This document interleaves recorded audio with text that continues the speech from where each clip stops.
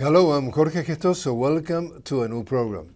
On today's show, David Paul, member of the Embassy of Venezuela in Washington Protection Collective. David Paul, a warm welcome to the program. Okay, thank you. David, you live in San Francisco, California. What are you doing here in Washington, D.C.?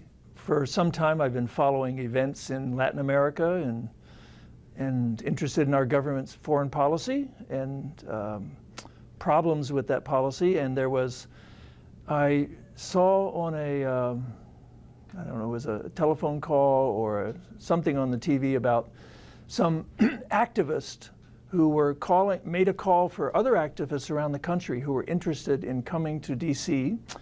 to stay in the Venezuelan embassy because it was about to be taken over by the opposition groups. And I've been following that issue for some time and felt that that was a good thing to do to defend the issue of sovereignty of Venezuela to have its embassy. And so we went to stay in the embassy with the permission of the Venezuelan government. Let me interrupt you there, because what it did happen, it was that one day in Venezuela, there is this person that goes to the street, one street in Caracas, and he self-proclaimed president. Right. The U.S., few minutes later, recognized him as the official authority, the official president of Venezuela. So they created a parallel government, and once that the relations between Venezuela and the U.S. were broken, were cut.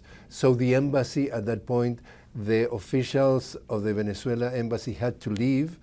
The embassy left in limbo, and now this parallel entity wanted to take over an embassy that did not belong to them. And therefore you hear and you were aware of that and you come.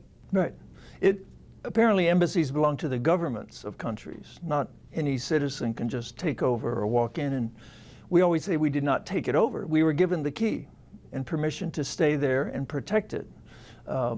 Until diplomacy, there was success in the diplomacy and dialogue between the United States and Venezuela about the fate of their embassies in Caracas, our embassy in Caracas, and their embassy in Washington. There were negotiations. Because the relationships were broken, but there was that Vienna Convention. Right.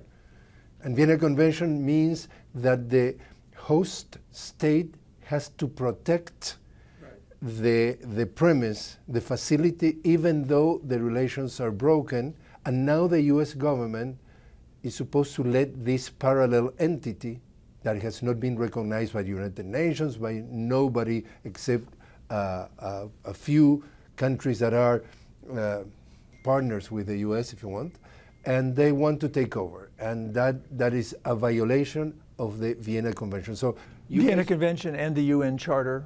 And the UN Charter. So you were also trying to facilitate the dialogue in a way that before leaving the embassy, there was an agreement that you were knowing to whom that embassy was going to be handed over.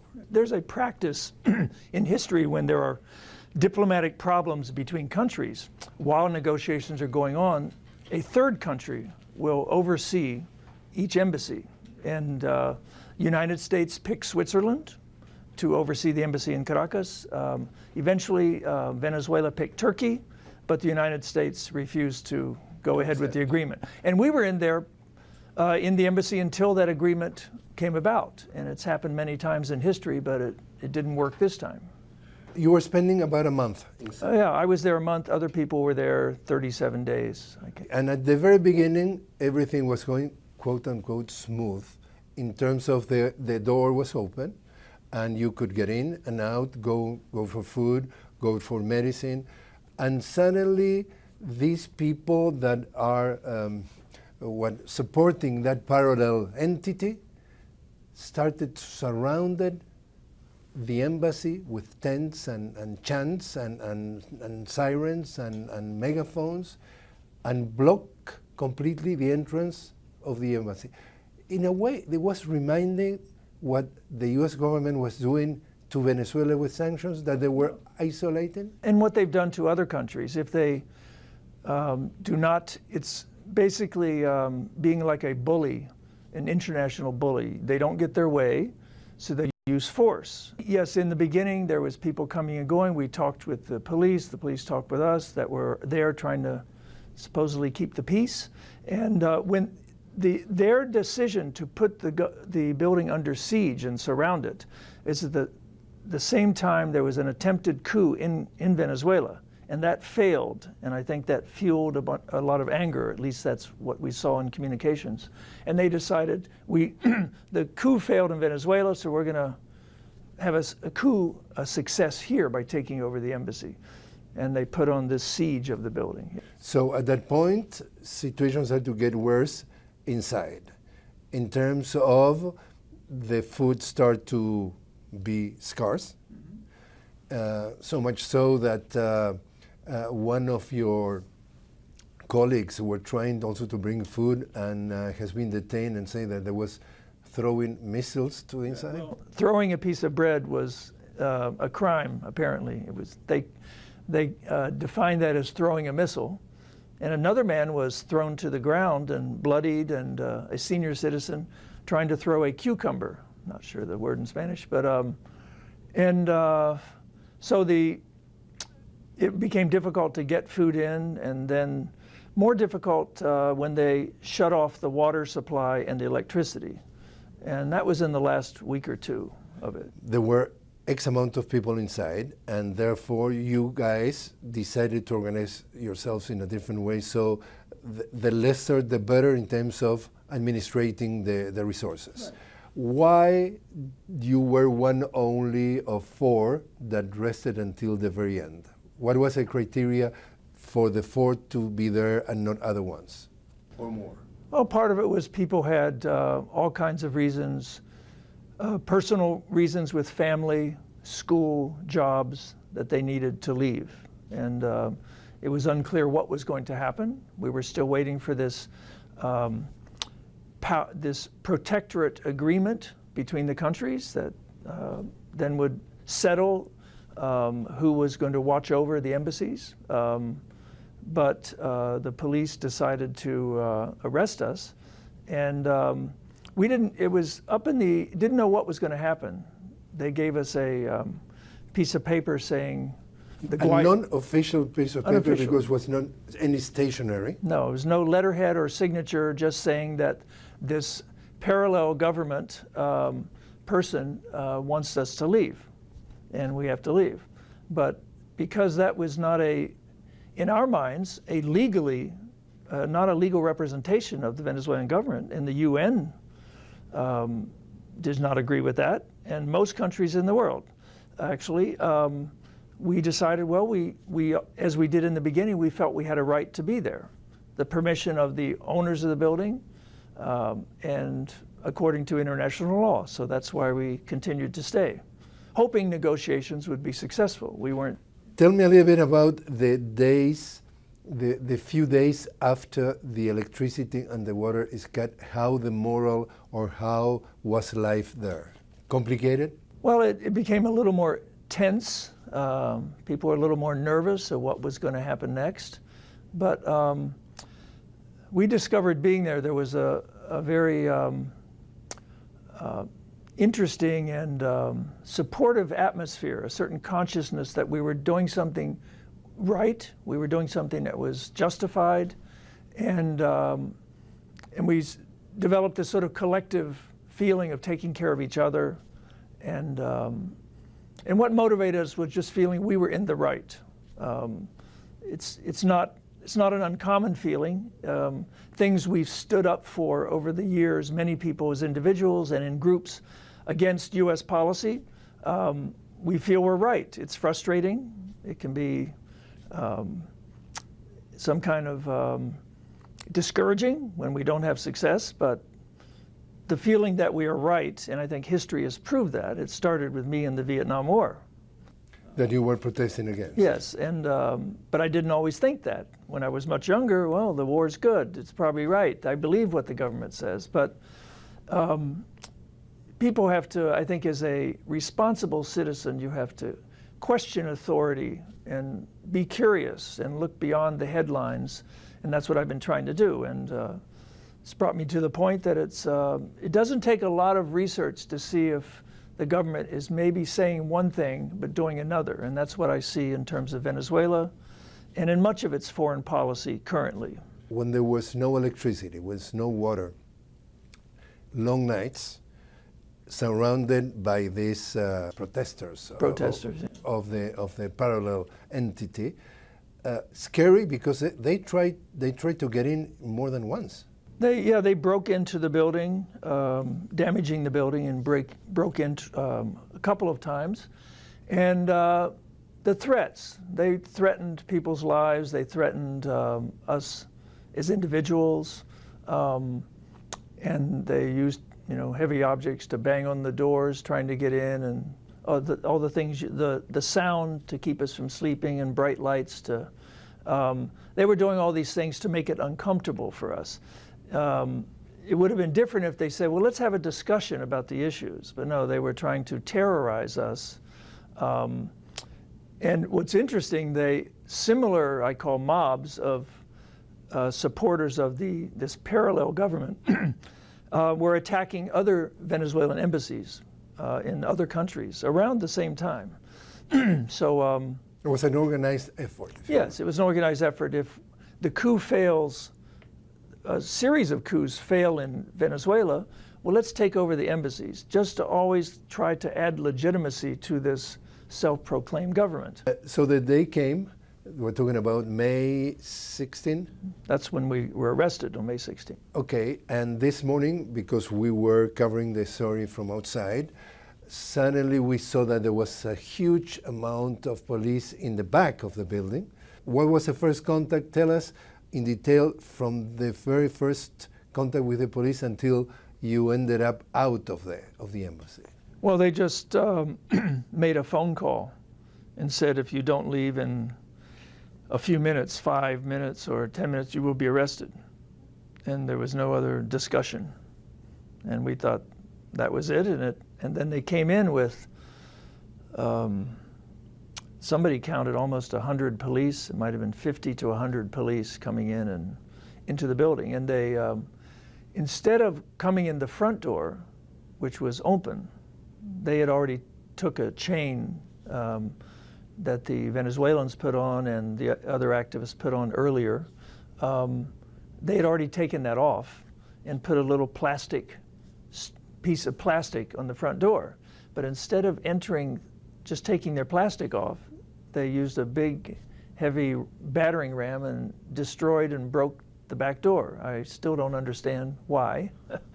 And then they arrested us. Right, but what was the first contact? I mean, they were coming into your room? Well, they made a telephone call, told us to leave. We just all gathered in one spot in the kitchen, and we told them, we're not going to barricade ourselves or block you or hide, and we're peaceful, we have no weapons. We said all those things to make them feel relaxed, and we all gathered in one room and told them, we're here in the kitchen, So that was our attitude and our behavior at that time. What were the first words from them that they exchanged with you guys?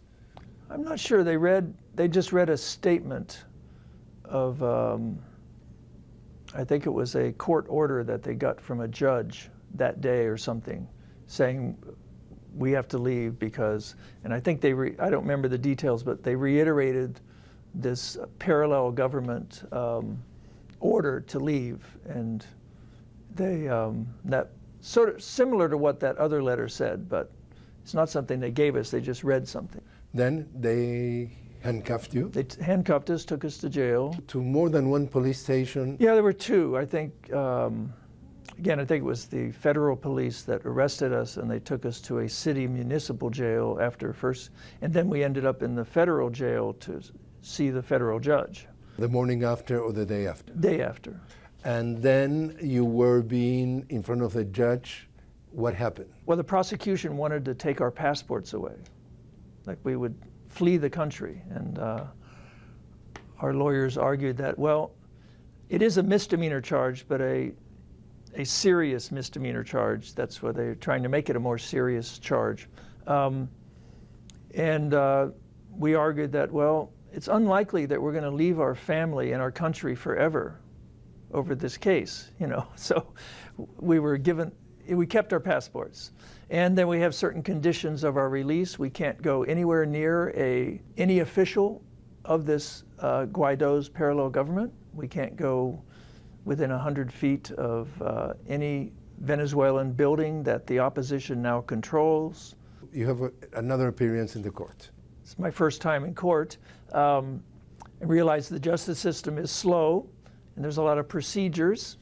It's basically, for months now, and may continue for a few more months, of the lawyers negotiating with each other, sharing evidence, asking for evidence, setting up procedures. So there's no trial as yet, but it will probably go to a jury trial, and that could be months later. What is pushing you to do this? What is your motivation in life to do all this? I feel I have been moved morally, emotionally, personally, when I see suffering. That all started in a backpacking trip when I was young in Mexico, and I saw the worst poverty I'd never been exposed to, and saw the dignity and generosity and pride still in these people who are literally living on dirt and barely surviving, how they were generous to me. And it kind of woke me up to a world I hadn't seen. And I realized that there was a basic unfairness of that, for what I had, what they didn't have. So those experiences, and that's been amplified when I look around in this country even, the inequalities and the injustice of wars and all the suffering that causes. So apart from my job for money, which was in part in healthcare, trying to help people, it's something poor people. Yeah, mostly. Yeah, it was a public hospital. It was poor and many immigrants. So I've been motivated to and curious to know why it has gotten this way. Why has this, as our civilization, so to speak, matures, I would think it would mature toward more justice. I think MLK had a quote like that, or getting better and more just. And that's not always the case. And I want to do my part to make it go toward a more just society.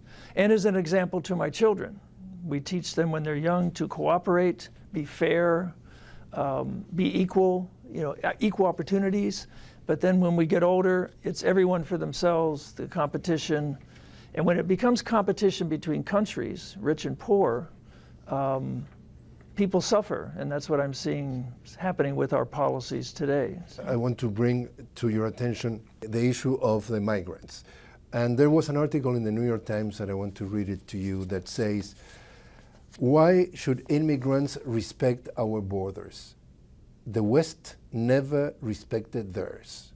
Immigration quotas should be based on how much the host country has ruined other countries. Today, 250 million people are migrants. They are moving because the rich countries have stolen the future of the poor countries. Guatemala and Honduras are trying to get into this country that peddles them guns and buys their drugs. They are coming here because we were there." And the article continues and says, "To avoid paying the quote-unquote migration tax, the rich countries would have to stop propping up dictators, stop starting savage and unnecessary wars, restrain their multilateral corporations for ripping off mineral wealth of poor countries, and make sure that global trade is more equitable. Or else, the migration bill from the devastated country would be prohibitive." Is this the reason of so much inequality, of so much suffering? Well, I couldn't say it better myself. I think that's very much the reason. The problem in this country, people see something, but they don't see the context. They have amnesia to the history which brought this. The suffering in Central America, the wars which we pretty much caused. And in Venezuela too. In Venezuela too. So it's similar to they're squeezing the economy of Venezuela, making it difficult to even live with basic goods, the blockade, the embargo, economic blockade, and they make it so it's very difficult to have so many things in a normal life, and then they look and see how bad they are, see their society is broken. Perverse? Yeah, perverse and evil, and but our government had a big hand in making that way. Central American refugees coming. They're coming, they just want to take our money, they're criminals, but we created the situation what brought them here. But people just have to have a more historical perspective and make those links, and that's part of, I think, any responsible citizen has to be curious to look at why things are happening and try to speak to, do in some way make it better. But what is the biggest thing that make you, in a way, a better person or a richer person in terms of personal experience that you got from your experience inside the Embassy of Venezuela in Washington? Well, the thing that inspired me was seeing continually every day with more sanctions, the suffering that was happening in Venezuela and what their resilience to try to get through the hardship. And ours was very minor in terms of our suffering compared to what's happening in other countries that are under sanctions or blockades. And so that motivated me to continue and tolerate what the inconveniences or lack of things that we had. Was just thinking about others that have it harder than me. And that's always been a helpful motivation to me. David Paul, thanks very much for joining us. Okay, thank you.